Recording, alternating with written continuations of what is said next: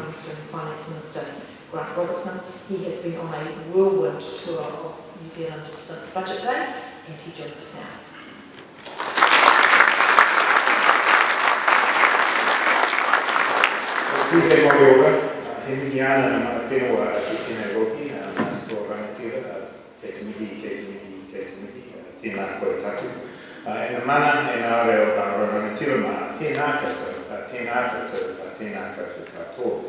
Can I start by thanking Tapu for your mihi and your introduction. I think I'm right, 15 years as chair of and 15 as a board member. I think that's worth a round of applause.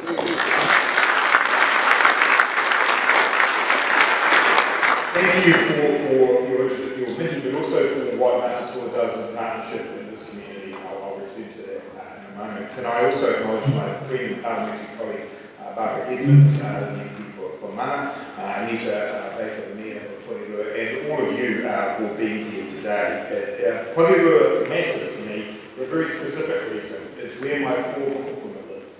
And so I spend quite a lot of time out here as well. Sometimes on with Barb on the side of very cold rugby fields, and sometimes in other parts of the city. And it is a place that is important not only to me personally, but it is a very important part of this region. And Linda's already alluded to those of us who live in Wellington City, who once or twice look out to here and think, goodness, is that how you organise things? So it is important for all of us to learn from one another in this region. You're going to hear from Brad Olsen from Metrics after me, and so I'm not going to do a big speech about the economic context in which we are. Brad paid a lot of money and I have to do that.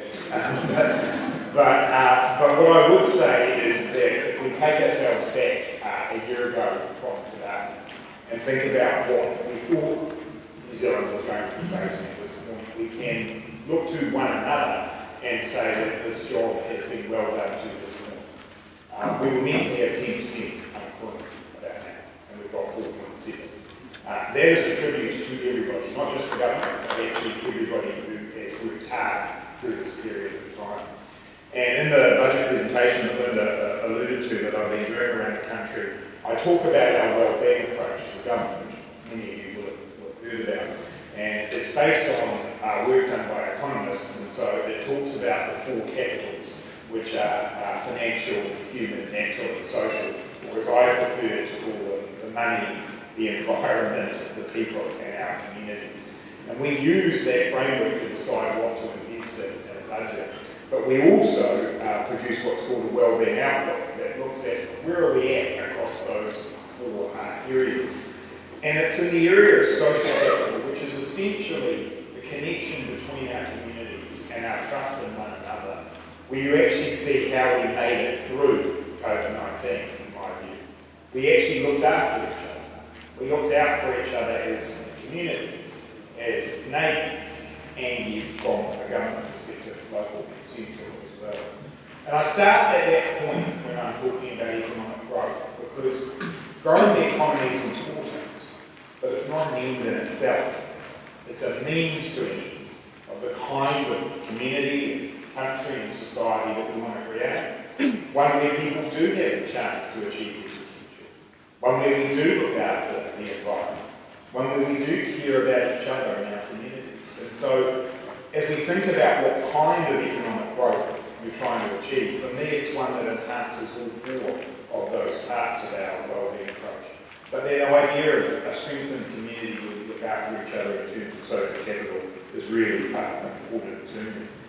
And so that's an awkward segue into talking about infrastructure, but actually it's not, because infrastructure lies at the heart of connecting our communities, of, as Anita's already alluded to, giving people a safe, warm, dry place to live.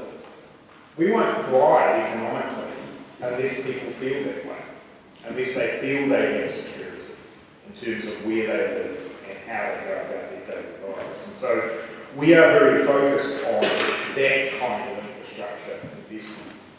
Now, New Zealand is facing an infrastructure deficit. It built up over 3 or 4 decades.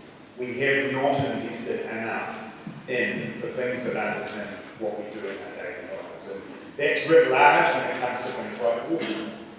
So I need to mention Three Waters. The government is engaged with councils and with Iwi and with others in a big project to reform the way we manage water, because we need to do better. Everybody needs safe drinking water, and we need efficient and effectively managed storm and wastewater. At the moment, the way that we do that is inefficient, and it has needed to be undertaken. It's not a statement on any individual council. It's a statement on the fact that things that are below the ground aren't as sexy sometimes as things that are above the ground. The good people of Christchurch found out about the state of their horizontal infrastructure because it came through the ground during the fire. We have to do much better than that, and so the government's program is to work alongside councils, Iwi and the private sector to revamp the way we manage water. It's a vital project, and we'll hear a lot more about it this year. Along with that, the government has a significant reform program around the resource management. The RMA has stopped working for everybody. It has now become so cumbersome to be able to engage in either as a developer or somebody who's concerned about a particular environmental issue. It is no longer fit for purpose. So the government, over the course of this term, will get rid of the RMA and replace it with 3 acts of Parliament that are designed to get more effective and efficient planning, that are designed to ensure that the balance between economic development and the protection of the environment is clearer for everybody, and that we have the ability to move consents forward in a way that includes people that are swifter. In the meantime, we have the RMA fast track process, which is available for consenting for projects, particularly those that have the area of housing. And so I do encourage those of you who are involved in that to work with the council and work with us around making use of that fast track process while we get on with reforming the RMA. So I set those as 2 big important pieces of context for how we go forward. But if I come back down to this region here, I want to talk about just 2 or 3 projects before happily taking a couple of questions. The first of those is transmission gully. When I moved to Wellington in 1995, I bought a car, and it had a bumper sticker on the back of it that said build transmission gully.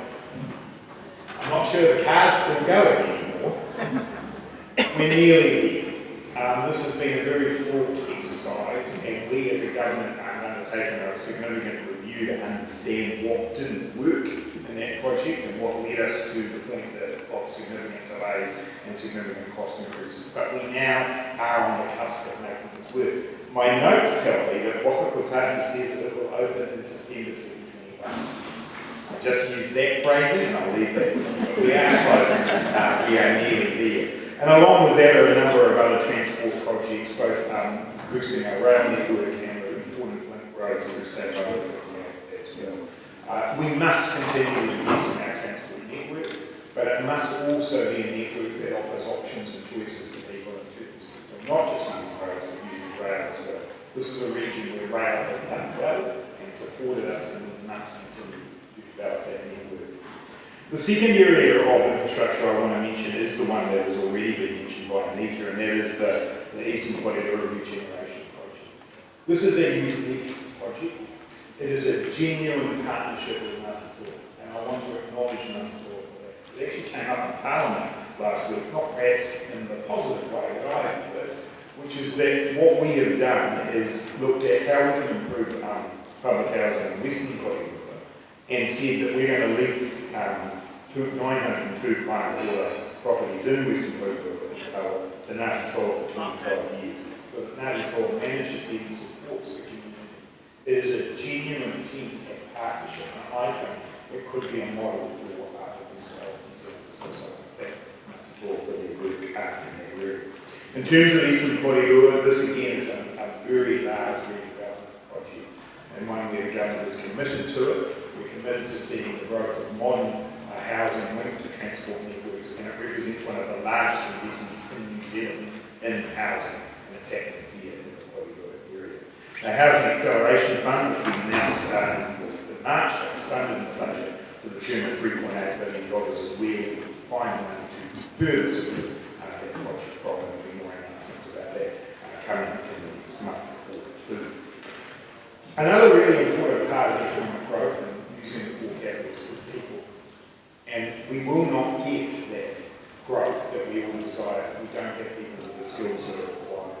And I do want to acknowledge that the reform of vocational education that we have underway is one that has been changed for institutions such as the but we believe that this is incredibly positive change. And some sign of that has come through what I would regard as the thing that I'm probably, alongside the wage subsidy scheme, that I'm the most proud of in our response to COVID. And that was making apprenticeships and targeted trade training free from the 1st of July last year. And across New Zealand, that's led to more than 100,000, I think it's about 130,000 people now taking up those opportunities. And that in itself includes around about 60,000 new apprentices. These are the people who will build our future.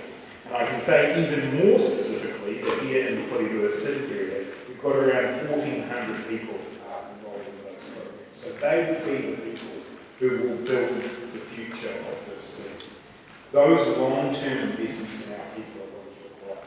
We need to strengthen our schools, we need to strengthen our vocational education, we need to strengthen at all levels the way in which we help people lift their sights, lift their thoughts, and contribute to the economic growth that we're looking for. And we are looking at the idea that rather than everybody have to come into Robertson every day to undertake their work as public servant, that we can actually have people embedded in the communities in which they live. And so MB is currently exploring its workplace strategy, which could see a government hub delivered here in Porirua, that people can work from on the days that they don't need to come into the city to do their work. And we want to engage with council and others about how that might look. There is potential for this in a number of centres around New Zealand. And you'll imagine as the MP will in Central, I'm carefully working my way through this. There will always be a need for a hub for central government, but there is opportunities to grow in the region. People being able to use the flexibility that technology provides. So I see a massive opportunity for Porirua. I know that the future part work sounds exciting. We've got support for the arts and creative sector here in Porirua. We need a regional approach in that regard.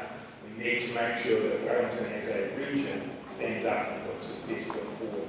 But I think Porirua is on exactly the right path to be able to help lead that. So enjoy your day. No, tēnā koutou. Tēnā koutou.